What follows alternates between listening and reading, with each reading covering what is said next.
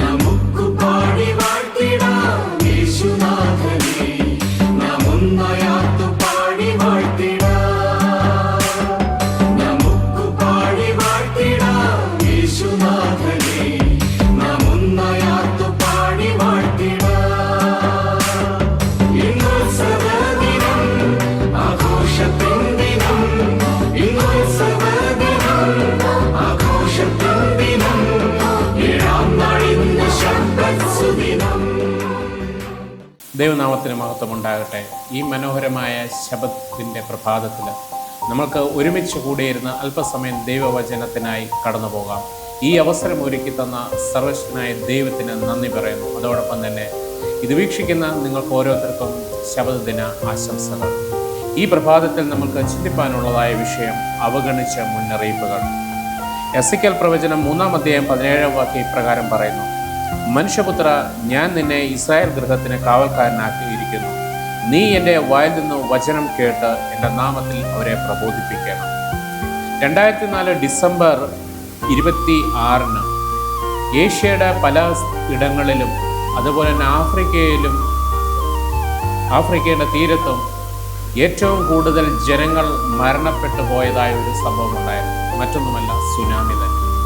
ഈ സുനാമി തിരകളുടെ പ്രത്യേകത മൈലുകൾ നീളമുള്ള തിരമാലകളും അതേപോലെ തന്നെ ഏകദേശം ജെറ്റ് ഉയർന്നു പോകുന്നത് പോലെ ശക്തിയിൽ തിരമാലകൾ ഉയരുകയും ചെയ്യുന്നൊരു പ്രതിഭാസമാണ്. ഇത് സമുദ്രത്തിനടിയിലുണ്ടാകുന്നതായ ഭൂകമ്പം മൂലമോ അഗ്നിപർവ്വത സ്ഫോടനം മൂലമോ ആകാം സുനാമി തിരകൾ ഉണ്ടാകുന്നത്. ഈ തിരമാല ഉണ്ടാകുന്നതിന് മുമ്പ് ഒരു മുന്നറിയിപ്പ് കിട്ടിയിരുന്നുവെങ്കിൽ അനേക ആയിരങ്ങൾ അല്ലെങ്കിൽ ലക്ഷക്കണക്കിന് ജനങ്ങൾ ജീവനോടെ ശേഷിക്കുമായിരുന്നു എന്നാണ് പല ആളുകളും ചിന്തിക്കുന്നത്. എന്നാൽ ഈ തിരമാല വരുന്നതിന് മുമ്പ് ചിലയിടങ്ങളിൽ അല്ലെങ്കിൽ കടൽ തീരത്തോട് ചേർത്ത് താമസിക്കുന്ന ജനങ്ങൾക്ക് ചെറിയ മുന്നറിയിപ്പുകൾ ലഭിച്ചിരുന്നു. അതുവരെയും അവരനുഭവിച്ചിട്ടില്ലാത്ത തരത്തിലുള്ളതായ ഗന്ധം കടലിൽ നിന്ന് ഉയർന്നിരുന്നു. എങ്കിലും അവരിതൊന്നും പരിഗണിച്ചില്ല എന്നുള്ളതാണ് വാസ്തവം. അതിൻ്റെ പരിണത ഫലമെന്ന് പറയുന്നത് അവരുടെ തന്നെ ജീവനെ നഷ്ടമായി തീർന്നു എന്നുള്ളതാണ്. നമ്മൾ തിരുവചനം പഠിക്കുമ്പോൾ ഏതൊരു ദുരന്തത്തിനും അല്ലെങ്കിൽ ഒരു ലോക നശീകരണത്തിനും മുമ്പ് പല മുന്നറിയിപ്പുകളും ലഭിച്ചതായിട്ട് കാണുവാനായിട്ട് സാധിക്കും. തിരുവചനം ഇപ്രകാരം പറയുന്നു. മത്തായിയുടെ സുവിശേഷം 24-ാം അധ്യായം 37 മുതൽ 39 വരെയുള്ള വാക്യങ്ങൾ വായിക്കുമ്പോൾ അവിടെ ഇപ്രകാരം കാണുന്നു: നോഹയുടെ കാലം പോലെ തന്നെ മനുഷ്യപുത്രന്റെ വരവും ആകും. ജലപ്രളയത്തിന് മുമ്പുള്ള കാലത്ത് നോഹ പെട്ടകത്തിൽ കയറിയ നാൾ വരെ അവർ തിന്നും കുടിച്ചും വിവാഹം കഴിച്ചും വിവാഹത്തിന് കൊടുത്തും പോന്നു. ജലപ്രളയം വന്നു എല്ലാവരെയും നീക്കിക്കളവോളം അവർ അറിഞ്ഞതുമില്ല. മനുഷ്യപുത്രന്റെ വരവും അങ്ങനെ തന്നെ ആകും. കർത്താവായ യേശുക്രിസ്തു വീണ്ടും വരുമെന്നുള്ളതായ ആ മഹാസത്യം നമ്മൾ അറിഞ്ഞിട്ടും അതിനുവേണ്ടി ഒരുങ്ങാതിരിക്കുന്നത് ഈ നോഹയുടെ കാലത്തിലെ ജനങ്ങൾ എപ്രകാരമായിരുന്നു അതുപോലെ തന്നെയാണ്. സുനാമി എന്നുള്ളത് ദുരന്തമുണ്ടാകുന്നതിന് മുമ്പ് തന്നെ പ്രകൃതി തന്നെ ചില മുന്നറിയിപ്പുകൾ നമുക്ക് നൽകിയിരുന്നു. അത് അവഗണിച്ചതിൻ്റെ ഫലം നാം കണ്ടതാണ്.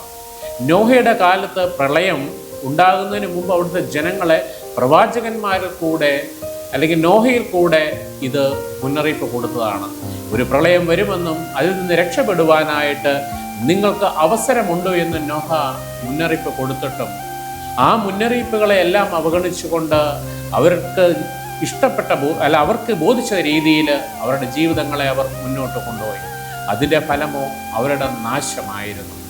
കർത്താവിൻ്റെ വീണ്ടും വരവിൽ നമ്മളും കാണുവാനും അതിൽ നഷ്ടപ്പെട്ടു പോകാതിരിക്കാനും നമ്മളും ഒരുങ്ങേണ്ടതായിട്ടുണ്ട്.